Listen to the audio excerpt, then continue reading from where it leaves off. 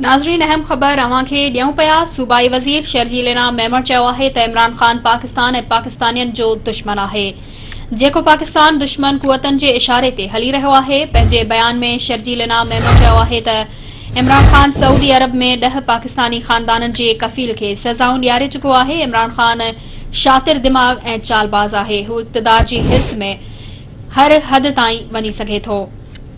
शर्जील मेमण चयो आहे त कूड़ ॻाल्हाए मासूम पाकिस्तानियनि खे गुमराह करण इमरान नियाज़ी जे खाॿे हथ जी रांद आहे। इमरान ख़ान ऐं आज़िम ख़ान जी ॻाल्हि ॿोल्हि उन जी किरदार ख़िलाफ़ FIR आहे। हू कॾहिं अमरीका ख़िलाफ़ ॻाल्हियूं करे थो त कॾहिं उन्हनि खे मिनथूं कंदो रहे थो। हुन वधीक चयो आहे त इमरान ख़ान खे जेको खेॾणो हो खेॾी चुको। हाणे क़ौमी सलामती जे इदारनि ऐं रियासती इदारनि खे उन शख़्स ख़िलाफ़ फौरी कार्रवाई करणु घुर्जे। नाज़रीन, असां खे हिकु भेरो ॿीहर अहम ख़बर ॾियूं पिया। सूबाई वज़ीर शर्जील इनाम मेमण चयो आहे त इमरान ख़ान पाकिस्तान ऐं पाकिस्तानियनि जो दुश्मन आहे, जेको पाकिस्तान दुश्मन कुवतनि जे इशारे ते हली रहियो आहे।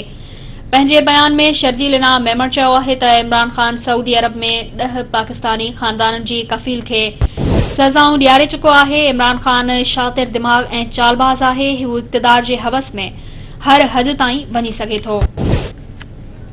शर्जील मेमण चयो आहे त कूड़ ॻाल्हाए मासूम पाकिस्तानियनि खे गुमराह करण इमरान नियाज़ी जे खाॿे हथ जी रांद आहे।